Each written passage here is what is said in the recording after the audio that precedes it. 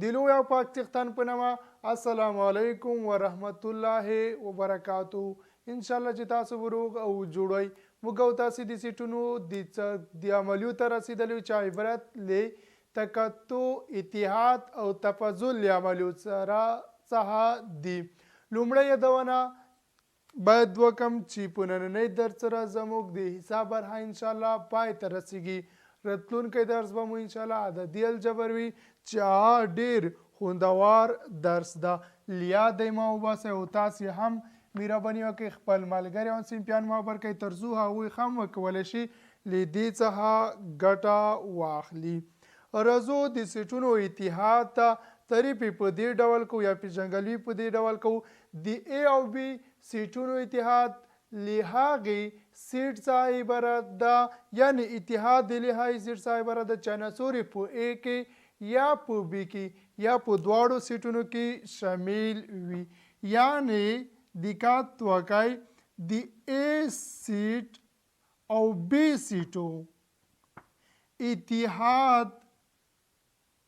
سیټ عبارت ده د اتحاد سیټ عبارت ده چې عناصر په A کې یا په B کې او یا په A او B سیټ کې شتون ولري. عناصر په A سیټ کې وي یا په B سیټ کې یا په دواړو سیټونو کې شتون ولري. د سیټونو اتحاد سمبول په دې ډول ده. دقت وکړئ د سیټونو اتحاد سمبول په دې ډول ده. یعنې که چیرې وایو د A سیټ مساوي ده، د A سیټ مساوي ده 1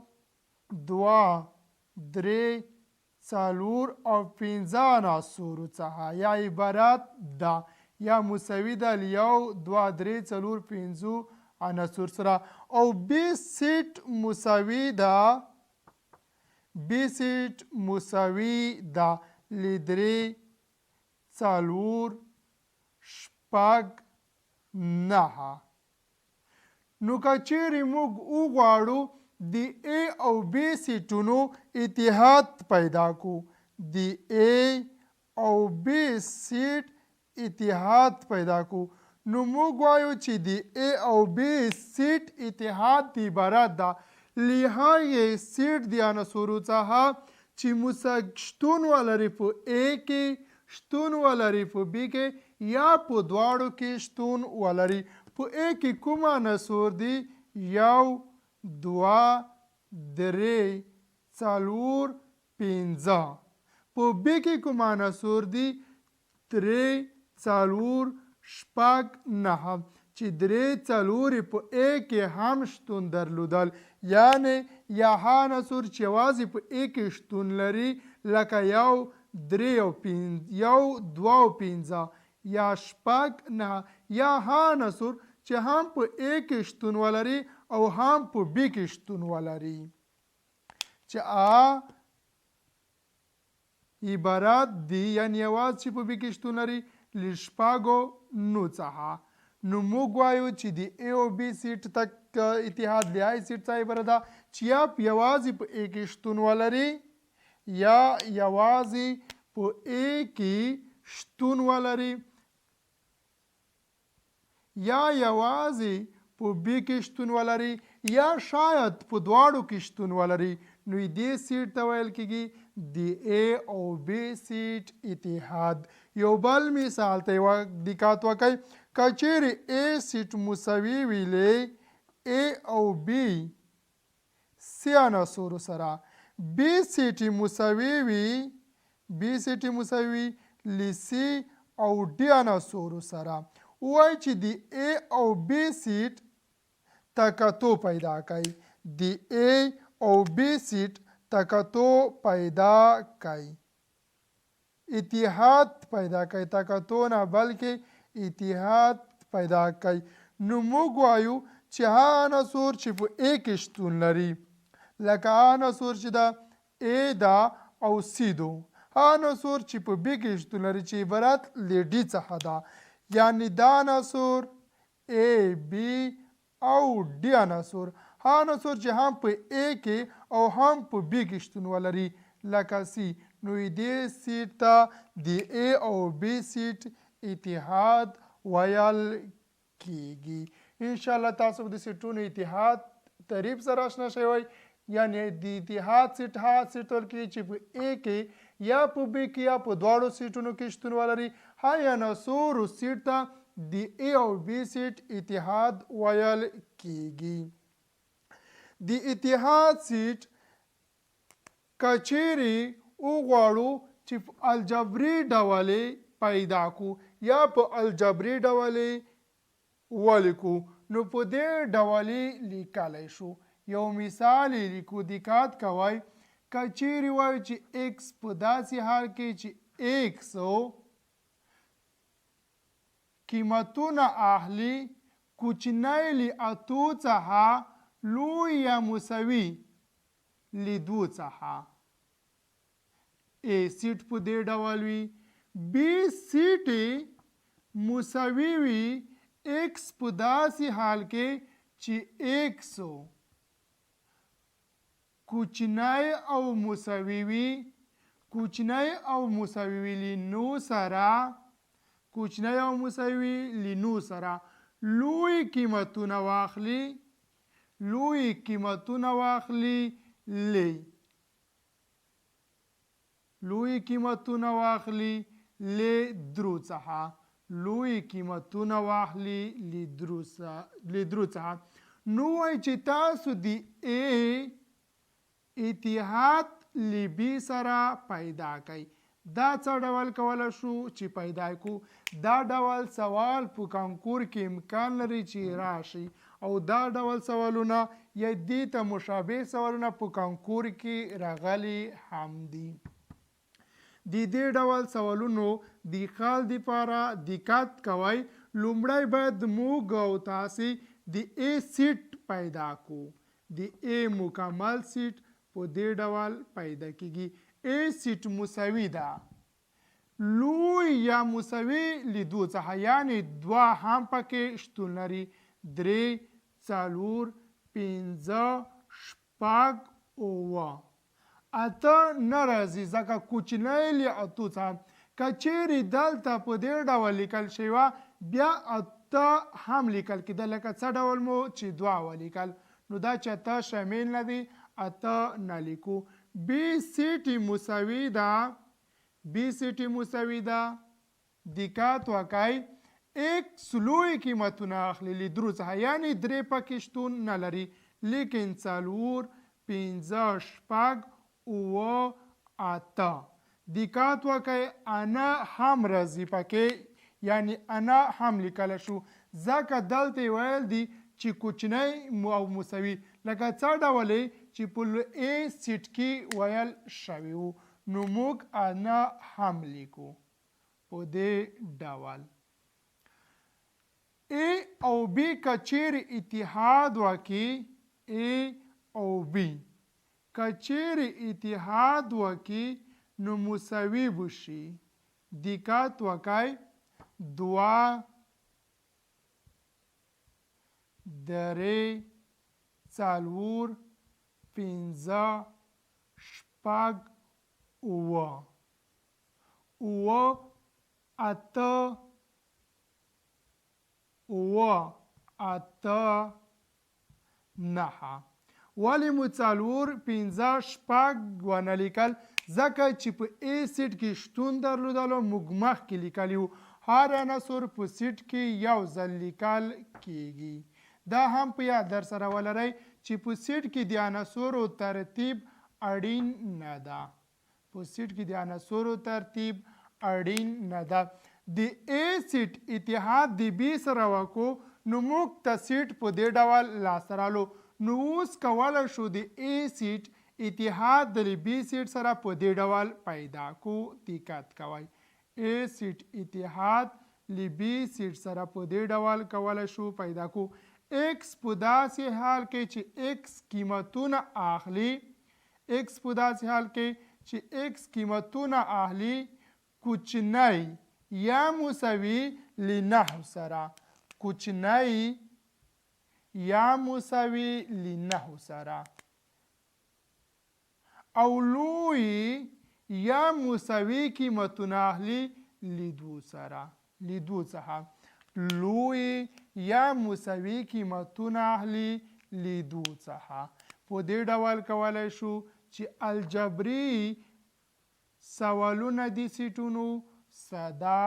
کړو یعنی که چیرې په الجبري طریقه باندې سوال درکړل شوی په سیټ کې په دې ډول یې کولی شو چې پیدا کړو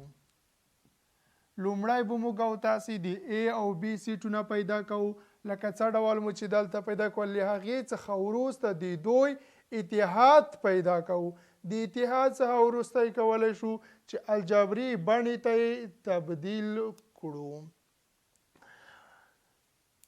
بل باید موږ او تاسې د اتحاد سیټ له خاصیتونو سره آشنا شو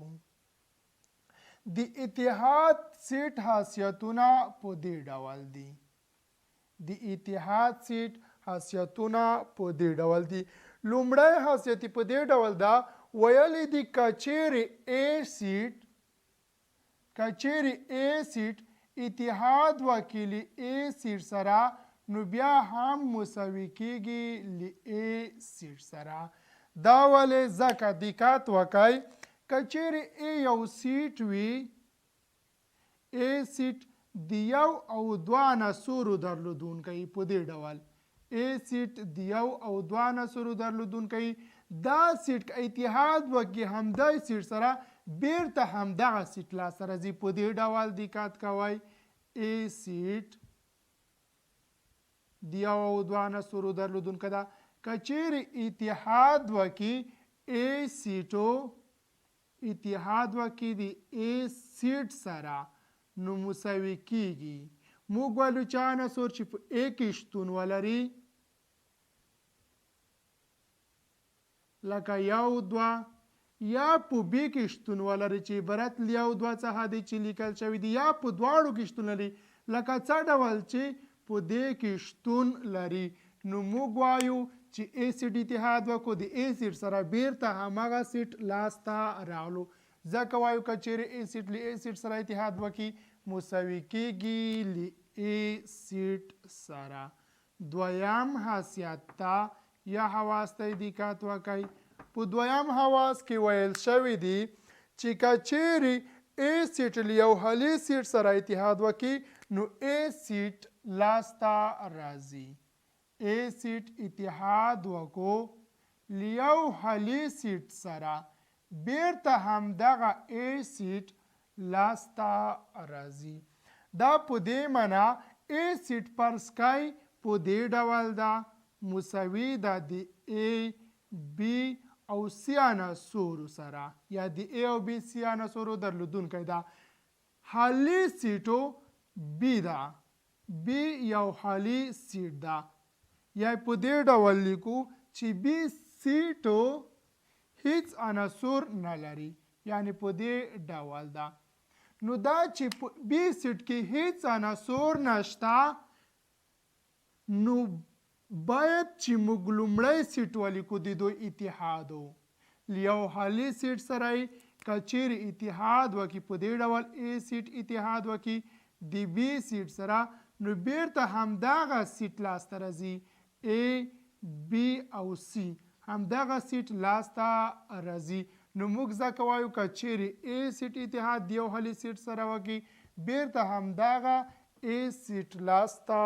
راځي دریم خاصیت یې په دې ډول ده چې په د سیټونو په اتحاد کې تبدیلي خاصیت شتون لري تبدیلي خاصیت شتون لري تبدیلي خاصیت شتون لري دا څه معنا که چیرې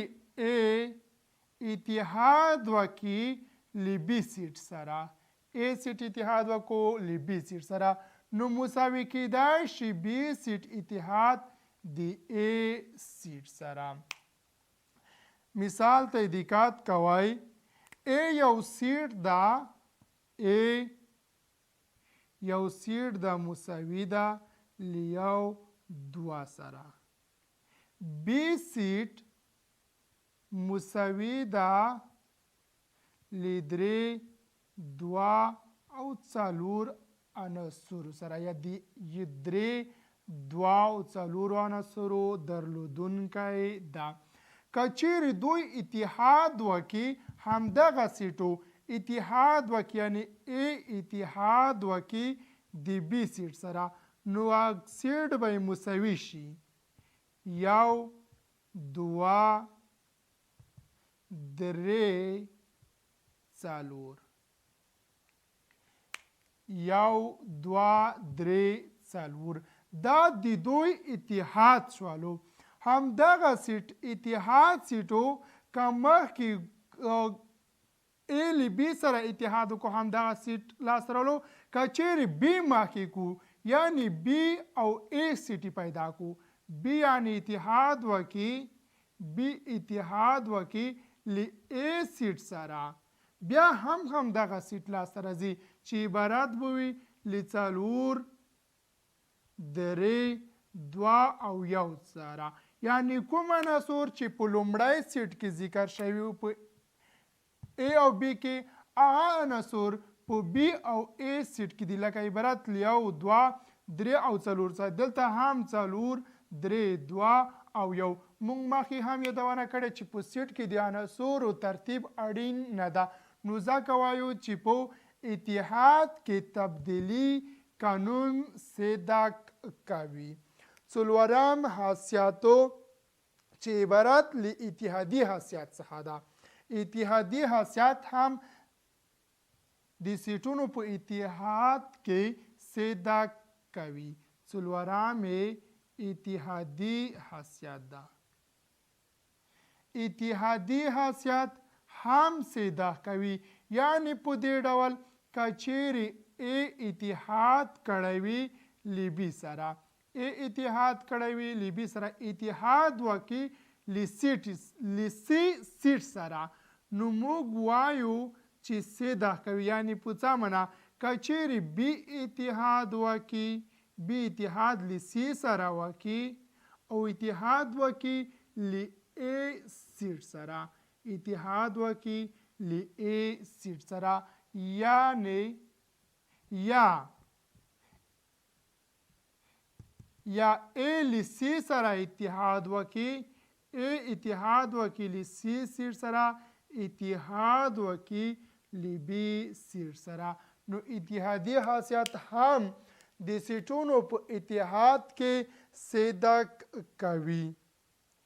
پنځم حیثیت د سیټونو په اتحاد کې په دې ډول د دقت وکړئ که چیرې A او B دوه سیټونه وي B د A فرعي سیټ وي B د A فرعي سیټ وي نو د دوی اتحاد به بیا هم له A سیټ څخه عبارت وي دقت وکړئ B فرعي سیټ ده B فرعي سیټ ده د A سیټو B فرعي سیټ ده د A سیټو دوی اتحاد وکړو یعنی A سیټ اتحاد وکړو د B سیټ سره بیا هم A سیټ لاسته راځي په دې کې یو مثال درته حلم ترڅو په مفهوم باندې پوه شئ دقت وکړئ A یو سیټ ده مساوي ده له یو دوه درې څلور پنځه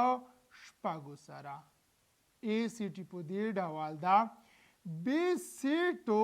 د A سیټ که چیرې فرعي سیټ مو په تیرو درسو کې زده کړی وو هغه عناصر چې په B سیټ کې A سیټ کې شتون ولري په B کې وي نو B د A سیټ فرعي بلل کېږي لکه دوه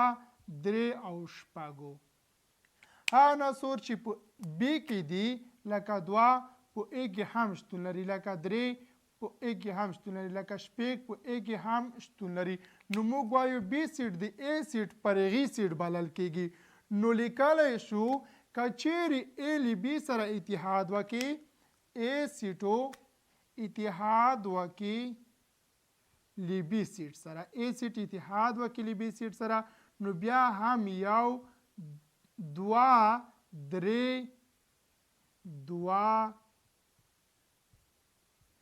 درې پنځه او شپږ اعدادو څخه عبارت ده. نو موږ وایو که چیرې A B اتحاد وکړي نو بیا هم همدغه سیټ لاسته راځي. کوم سیټ چې د A سیټ ده، کوم سیټو چې د A سیټ ده دلته یو هم شتون لري. نو موږ ځکه وایو کله چې A B د A پر هغې وي که اتحاد وکړي A سیټ لاسته راځي. آیا B د A پر هغې نه ده؟ ولې نه؟ B د A پر هغې سیټ ده. کله چې دوی اتحاد کړه ده بیرته همدغه A سیټ لاسته راغلو چې یو دوه درې پنځه او شپږ عناصرو درلودونکی ده. همدې عناصرو A سیټ هم درلودونکی ده. دا و د اتحاد سیټونه، د سیټونو اتحادو. موږ او تاسې لومړی په دې تعریف باندې پوه شو. پای کې مو دوه مثاله وکړل، درې مثالونو پسې وروسته راغلو څلور حواس یا پنځه حواس مو د دوی پېژندل. حواس هغه چې اړین وو، نور کیدای شي په سیټونو کې 11 پورې خواص شتون ولري، خو هغه چې اړین دي په دې باندې د ځان په حوال ضروري دي، هماغه مې راخیستي دي. دویم راځو د سیټونو تکاتو ته. د سیټونو تکاتو په دې ډول ده. دقت کوئ، د A او B دوه سیټونو تکاتو له هغې سیټ څخه عبارت ده چې عناصر هم په A کې او هم په B کې شتون ولري. د A او B دوه سیټونو تکاتو له هغې سیټ څخه عبارت ده چې عناصر به هم په A کې او هم به په B کې شتون لري. عناصر به هم په A کې وي او هم به عناصر په B کې شتون لري. دقت وکړئ، د اتحاد کې مې ویل چې عناصر یا په A کې یا په B کې یا په دواړو کې، خو دلته په دواړو کې اړین دي، یعنې شتون ضروري ده. سمبول په دې ډول ده. دقت وکړئ، تکاتو په دې سمبول سره ښودل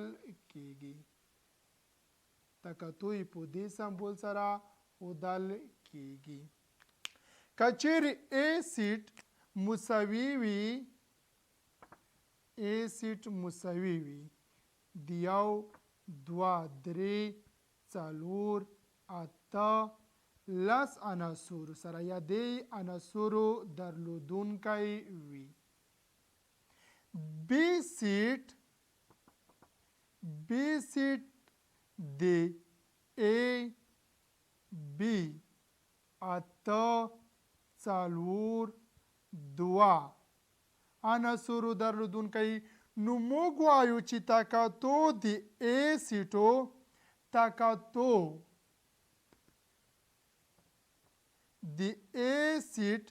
له B سیټ سره سیټ مساوي کیږي. هغه عناصر چې هم باید په A کې شتون ولري او هم باید په B کې، لکه دوه هم په A کې او هم په B کې ده، څلور هم په A او هم په B کې ده، همدا ډول اته هم په A او هم په B کې شتون لري. نو موږ لیکو دوه څلور اته. د سیټونو تکاتو دې ته وایي. عناصر د A سیټ او B سیټ هم باید په A سیټ او هم باید په B سیټ کې وي، لکه A سیټ عناصر په دې ډول او د B سیټ عناصر په دې ډول دي. موږ هغه عناصرو سیټ جوړ کولو چې هم په A او هم په B کې شتون درلودو، نو دغه سیټ د A او B تکاتو بلل کیږي. دویم مثال ته دقت وکړئ، که چیرې A سیټ مساوي وي د A B او C سیټ سره، B سیټ مساوي وي H A او K سیټ سره. که چیرې وای چې تاسو د A او B تکتو پیدا کوي د A سیټ له B سیټ سره تکتو پیدا کوي نو موږ ورته وایو چې تکتو مساوي کیږي هغه عنصر چې هم په A او هم په B کې شتون ولري چې یوازې A عنصر دی نو موږ وایو چې د A تکتو له B سره نو هماغه A سیټ د A سیټ څخه دا یا که چیرې وایي چې د B سیټ تکتو پیدا کوي د A سیټ سره بیا هم په همدې ډول همدغه سیټ څخه عبارت ده انشاءالله تاسو به د تعریف په مفهوم باندې پوه شوي وای راځو د سیټونو تکتو حواسو ته د سیټونو تکتو حواس لیکو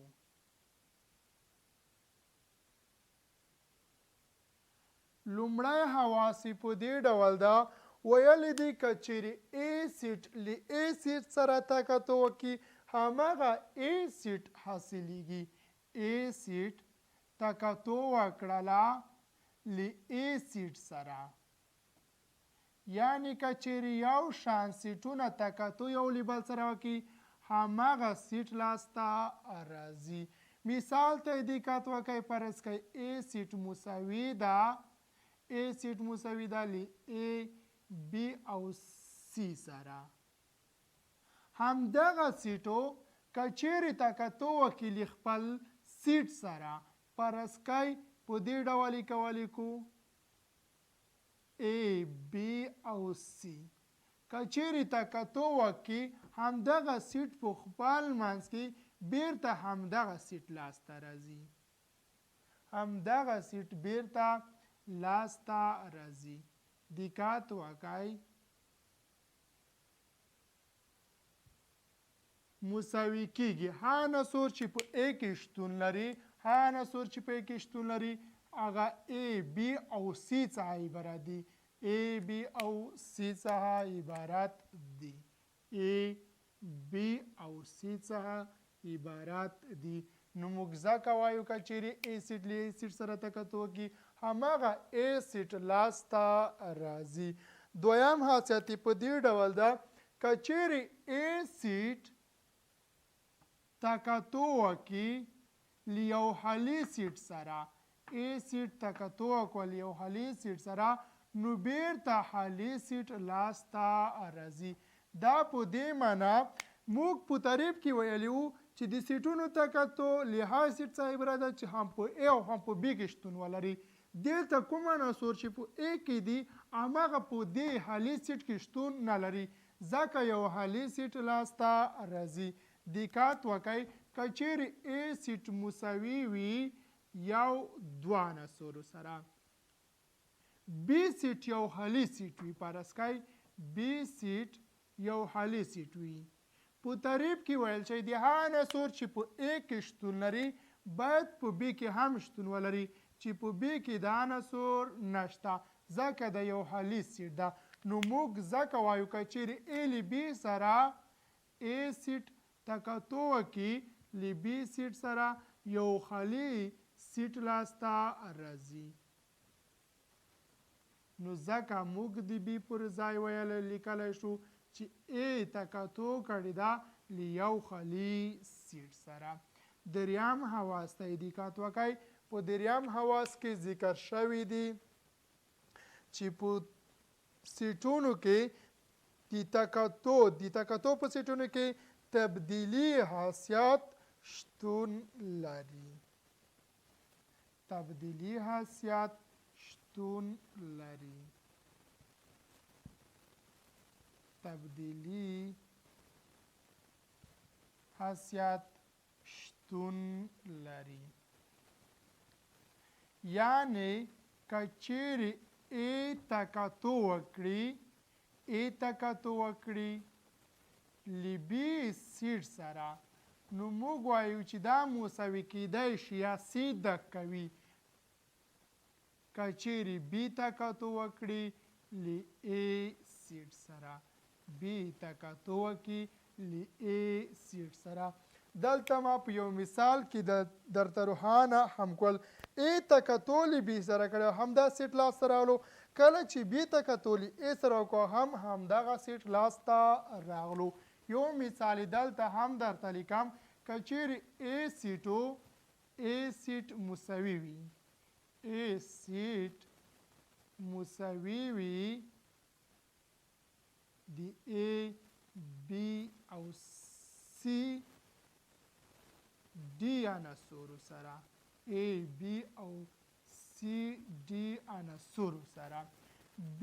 سیټ مساوي وي B سیټ مساوي وي ل D او C عناصرو سره B, D او C عناصرو سره دقت وکړئ هغه عناصر چې هم په A او هم په B کې شتون لري عبارت له C او D عناصرو څخه دي نو موږ لیکو چې A که چیرې تکتو وکړي له B سیټ سره نو مساوي کیږي د C او D سیټ څخه د C او D سیټ څخه که چیرې B تکتو وکړي له A سیټ سره B تکتو وکړي له A سیټ سره بیا هم مساوي کیږي د C او D له سیټ څخه د C او D له سیټ څخه یعنی په سیټونو کې تبدیلي حیثیت شتون لري څلورم حواسې په دې ډول ده دقت کوئ وایي چې د سیټونو په تکتو کې اتحادي حیثیت شتون لري د سیټونو په تکتو کې اتحادي حیثیت شتون لري دا په دې معنی که چیرې A اتحاد وکړي له B سیټ سره A اتحاد وکړو له B سیټ سره او A B سیټ اتحاد وکړو له C سیټ سره نو موږ لیکلی شو چې B سیټ که چیرې اتحاد وکړي B سیټ اتحاد وکړي له C سیټ سره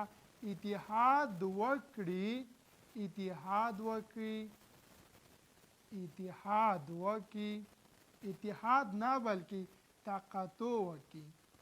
اتحادي حیثیت شتون لري تقاطع وکړي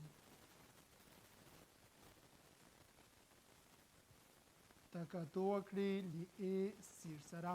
مساوي کیدای شي که چیرې A له C سره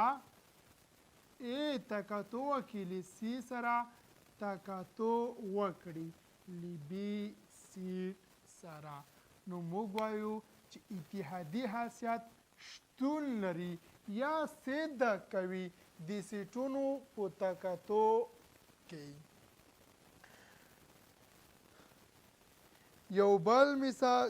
یو بل حیثیت ته دقت وکړئ دا حیثیت په دې ډول ده وایي که چیرې B د A پرېغي وي B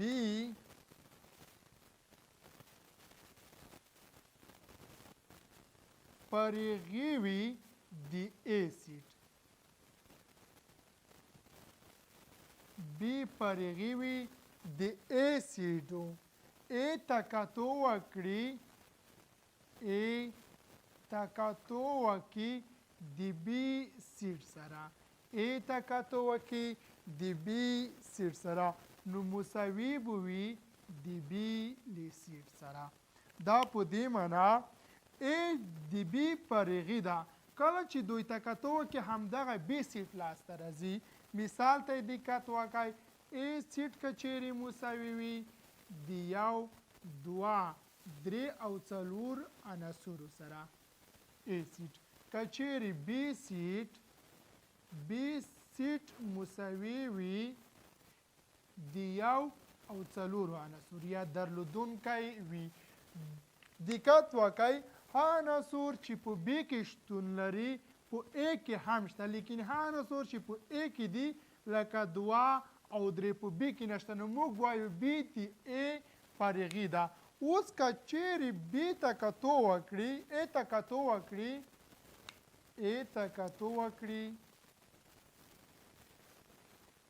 ته کتو وکړي د بي سیټ سره نو مساوي کېږي سیټې یو او څلور څخه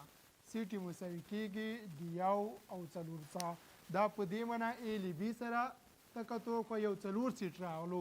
نو ا سیټ یو دوه درې څلورو د بي سیټ یو څلورو بي سیټ لاسته راغلو د دوی د تکتو څخه نو کله چې ا له بي سره تکتو کړې وه بي سیټ راغلی په داسې حال کې چې بي فرغي د ا سیټو دا حیثیتونه یا دا حواس د سیټونو د تکتو دپاره کوم حیثیتونه چې اړینو همدغه پنځه دي دا په یاد در سره ولرئ انشاءالله چې دا به ستاسو په درد ووري او هغه نور چې ما نه دي راهیستي هغه دومره اړین نه دي که چېرې تاسو غواړئ چې زده یې کوئ اسان او بېنهایت اسان او پخپله هم کولی شئ چې هغه تکرار کوئ او زده یې کړئ بل رځو د سیټونو تفاضل ته راځو د سیټونو تفاضل ته په دې ډول زده کوو و تعریف وایو چې د ا منفي بي یا داسې هم لیکلی شو ا منفي بي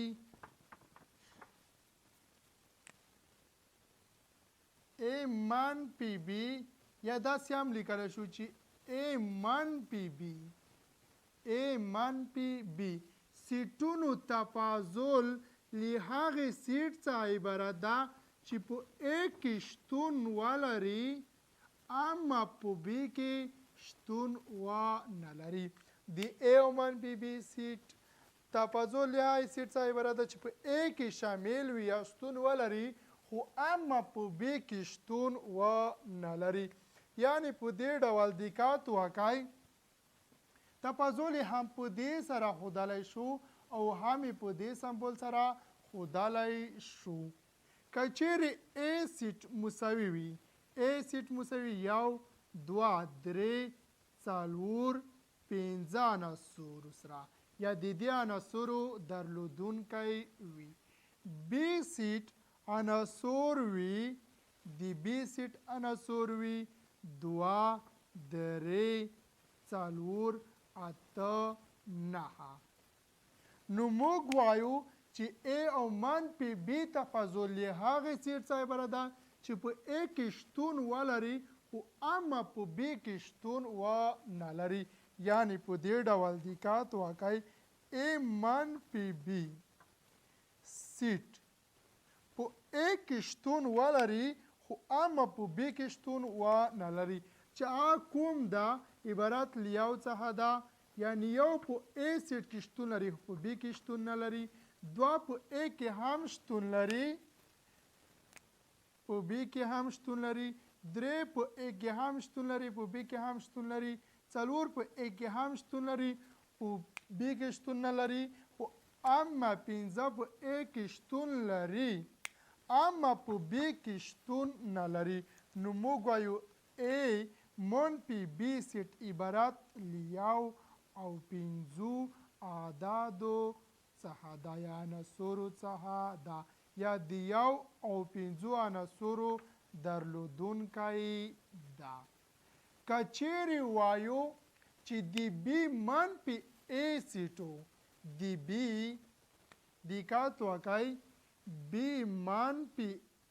ا سیټو یا بي منفي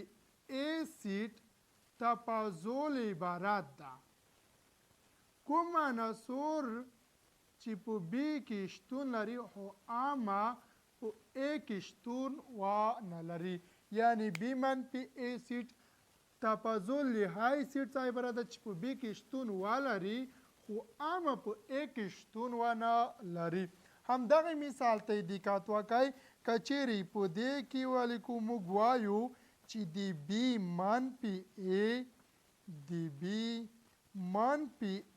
ا سیټ تفاضل عبارت ده کوم چې په بي کې شتون لري خو اما په ا کې شتون نه لري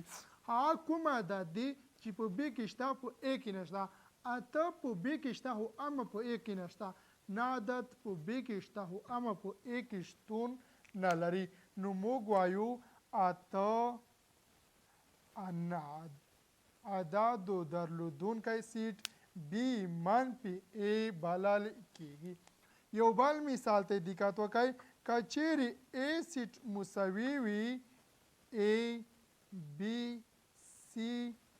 ډي او ایچ عناصرو درلودونکی بی سیټ عناصر عبارت ویلې ا ایچ ای او جی څخه بی او جی او بی څخه که چیرې وایي چې تاسو ا او بی تفاضل پیدا کړئ ا او بی تفاضل پیدا کړئ ا او بی تفاضل پیدا کړئ نو په دې ډول پیدا کیږي ا تفاضل بی ا تفاضل بی په دې ډول پیدا کیږي موږ لیکلی شو عناصر چې په ا کې شتون ولري خو اما په ب کې شتون و نه لري چې عبارت له سی څخه ده ځکه ا په ا سیټ کې هم شتون لري په ب کې هم شتون لري بی په ا کې هم شتون لري په ب کې هم شتون لري دا جی ایچ دا ایچ عدد ده ایچ په ا کې هم شتون لري اما او په ب کې هم شتون لري نو موږ وایو ا منفي بي یوازې کوم ده یوازې سی او ډي عناصرو درلودونکی سیټ ده سی او ډي عناصرو درلودونکی ده که چیرې وایي چې بي منفي ا پیدا کوي نو موږ وایو چې مساوي کیږي یوازې د ای او جی عناصرو درلودونکي سیټ سره ای او جی عناصرو درلودونکي سیټ سره مساوي کیږي د سیټونو تفاضل څه که چیرې ای بي دوه سیټونه وي ای منفي بي کوم سیټ د دوی د تفاضل څخه کوم سیټ عبارت ده هغه سیټ چې په ا کې شتون ولري په ب کې شتون نه لري یا د بي منفي ا سیټ کوم ده کوم چې په ب کې شتون لري خو اما په ا کې شتون و نه لري چې په مثالونو کې په تفصیل سره درته ذکر کړلو د سیټونو تفاضل حواس په دې ډول دي دقت وکړئ د سیټونو د تفاضل حواس په دې ډول دي لومړی حواس په دې ډول ده چې که چیرې د ا څخه یو حالي سیټ تفریق کړلی شي همدغه ا سیټ لاسته راځي دقت که همدغه ا سیټ لاسته راځي دقت کوئ ا سیټ که چیرې مساوي د ا یو او دو عناصرو سره یا د دې عناصرو درلودونکی یو بل سیټ چې د بي په نامې خو عامه دا یو خالي سیټ وي دا یو خالي سیټ وي که چیرې د ا څخه بي تفریق کړلی شي نو موږ وایو چې ا منفي بي مساوي ده له یو ا او دوه څخه نو موږ ځکه وایو چې که چیرې له ا څخه خالي سیټ تفریق کړلی شي ا لاسته راځي لکه څه ډول په دې مثال کې چې ا سیټ دوباره لاسته راغلو دویم خاصیت په دې ډول ده که چیرې له ا سیټ څخه ا سیټ تفریق کړلی شي نو خالي سیټ لاسته راځي خالي سیټ لاسته راځي مثال ته دقت وکړئ ا سیټ که چیرې مساوي وي د یو او دوه عناصرو سره یا درې څلور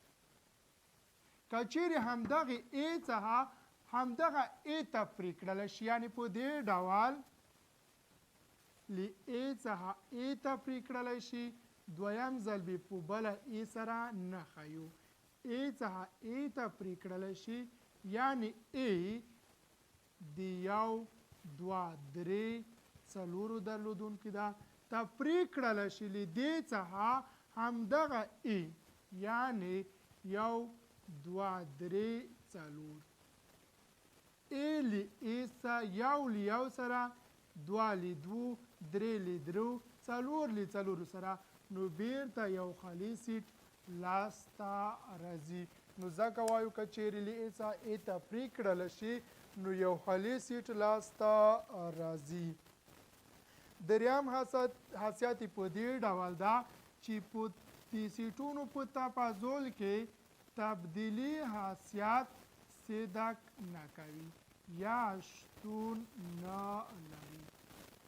تبدیلي حیثیت شتون نه لري دا په دې معنا که چیرې ا سیټ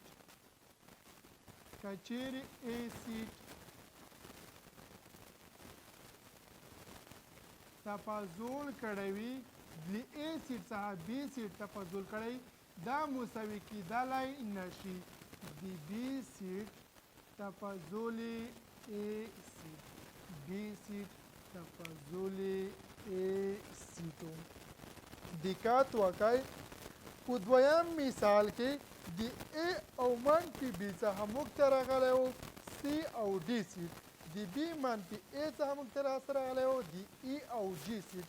آیا دا دوه سیټونه په خپل منځ کې سره مساوي دي نه نو موږ ځکه وایو چې تبدیلي حیثیت صدق نه کوي دقت وکړئ که چیرې ا یو سیټ وي په مثال کې به روښانه کړم درته که چیرې ا سیټ مساوي وي ا سیټ مساوي له ا بي درې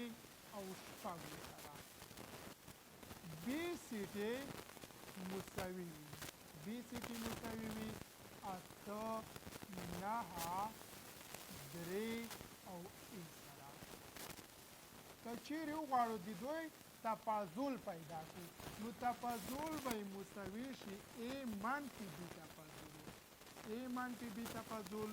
نو موږ وایو چې عناصر چې په ا کې شته په بي کې نشته همه عناصر ا منفي بي سیټ جوړوي چا عبارت ده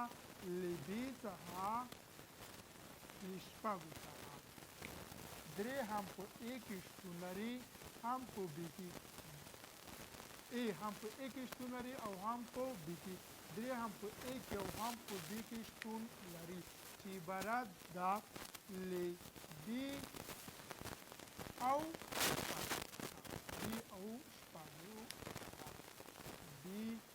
شپږو څخه که چیرې بي څخه ا ته پرېږدو نو موږ ته لاسته راځي اته نهه چې دا یو له بل سره مساوي نه بلل کېږي نو ځکه وایو په سیټونو کې تبدیلي حیثیت د تفاضل په برخه کې یعنې تفاضل کې تبدیلي حیثیت شتون نه لري څلورم حیثیت یې په دې ډول ده دقت کوئ وایي که چیرې بي سیټ د ا سیټ پرېغي وي نو که چیرې له بي ته ا ته پرېږدو خالي سیټ لاسته بي سیټو بي سیټ د ا سیټ پرېغي وي که چیرې بي سیټ د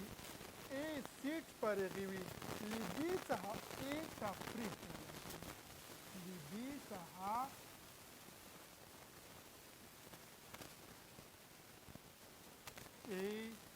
تفریح بلل شي نو یو خالي سیټ لاسته راځي مثال ته دقت وکړئ ا سیټ که چیرې مساوي وي ا سیټ مساوي یو دوه درې څلور بي سیټ مساوي وي بي سیټ مساوي دوه او څلور عناصرو سره یا د دوه او څلورو عناصرو درلودونکی وي که چیرې همدغه بي له ا څخه تفریق کړو یعنې په دې ډول دقت وکړئ بي تفریق کړلی شي له ا سیټ څخه نو مساوي به شي دقت وکړئ بي تفریق کړلی شي که ا څخه نو ا دوه به له دوو سره څلور به له څلورو سره ختم شي نو یو خالي سیټ لاسته راځي نو موږ وایو که چیرې بي د ا پرېغي سیټ وي که چیرې تفریق یو خالي سیټ لاسته لاسته راځي چې په مثال کې په وضع یا روښانه ډول ښکاري. بل په دې ډول د وایي که چیرې A سیټ څخه B سیټ ته پرېښو تکاتو وکړي B سیټ منفي A سیټ یو خالص سیټ لاسته راځي. دومره یې په یاد درته ولرئ وایي که چیرې د A سیټ څخه B سیټ ته پرېښو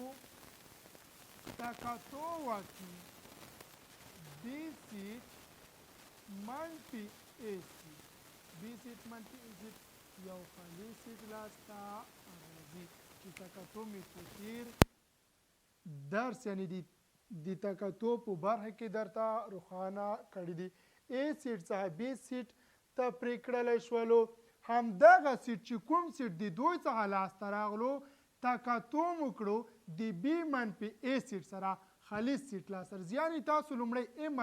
سیټو او B سیټ په خپل منځ کې تفریق کوئ بیا لاړ شئ د B څخه A سیټ تفریق کوئ په خپل منځ کې که تکاتو ترسره کړئ یو خالي سیټ به لاسته درشي. په سیټونو کې یوازې چې باید موږ او تاسې ورسره اشنا شو د تکات سیټ ده یوازې د تکات سیټ ده چې باید تاسو له تکات سیټ سره یو څه اندازه اشنا شئ. د تکات سیټ څه معنا دقت وکړئ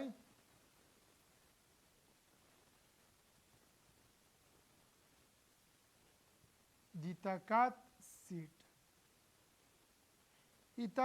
سیټ په دې معنا که چیرې د A سیټ پر هغې سیټونه ټوله واړه په یو سیټ کې راټول کړو نو همدغه سیټونه د A سیټ د تکات سیټ په نامه یادیږي. دا په دې ډول ښودل کېږي یعنې په دې سمبول سره یې ښودلی شو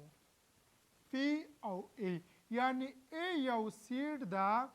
دقت کوئ چې عبارت له یو دویم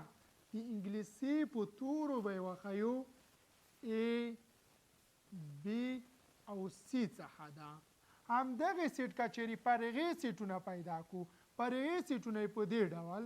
دقت وکړئ پر هغې سیټونه یې مساوي کېږي د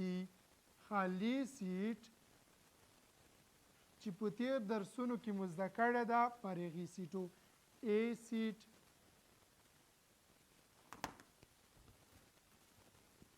پر هغې سیټې په دې ډول د دقت وکړئ د A سیټو خالي سیټ هم د A سیټ پر هغې سیټ بلل کېږي A سیټ هم د A سیټ پر هغې بلل کېږي د B سیټ هم د A سیټ پر هغې بلل کېږي C سیټ هم د A سیټ پر هغې بلل کېږي C سیټ هم د A سیټ پر هغې بلل کېږي A او B سیټ هم د A سیټ پر هغې بلل کېږي A او C سیټ هم د A سیټ پر هغې بلل کېږي په خپله همدغه سیټ چې عبارت له A B او C سیټ څخه ده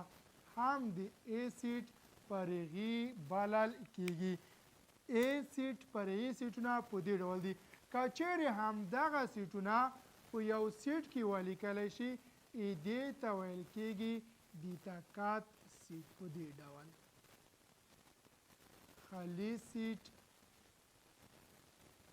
A سیټو B سیټ C سیټ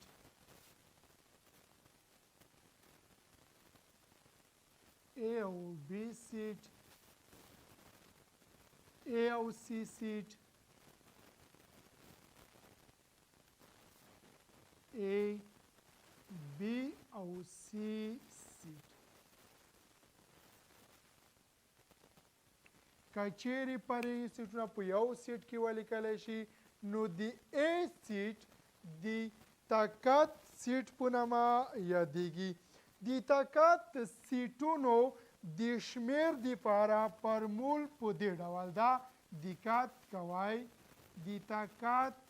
د سیټونو د شمیر د پیدا کولو دپاره فارمول په دې ډول ده دوه په توان د n څخه عبارت ده. دوه په توان د n څخه عبارت ده چې همدغې فورمول په اساس پر هغې سیټونه هم لاسته راځي. لکه دقت وکئ همدغه مثال کې دوه په توان د درې یعنې که په دې فورمول کې وضع کړو دوه په توان د درې چې د عناصرو شمېر یې درې ده مساوي کېږي دوه په توان د درې اته. که چیرې همدغه سیټونه وشمرو یو دوه درې څلور پنځه شپږ اووه او یو په خپله همغه سیټ اته دوه په توان د درې مساوي کېږي له اتو سره یو دوه درې څلور پنځه شپږ اووه یو سیټ بل دلته پاتې ده چې عبارت له A B A C او له B C څخه ده B او C څخه ده B او C څخه ده چې دلته هم باید ولیکلی شي A B A C او B C B او C.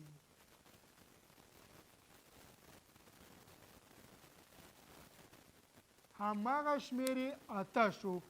یو دوه درې څلور پنځه شپږ اووه او اته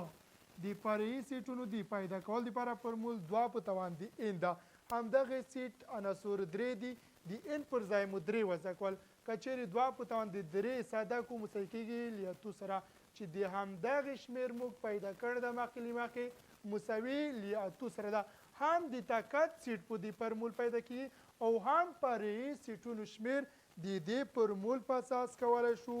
پیدا کړو. په نننی درس پای ته رسیدو سره انشاءالله د حساب مکمل درسونه پای ته رسیږي. انشاءالله په سیټونو کې هغه درسونه چې اړین ما ټول راټول کړي دي تاسو دپاره مې په تفصیل سره وویل. په حساب کې به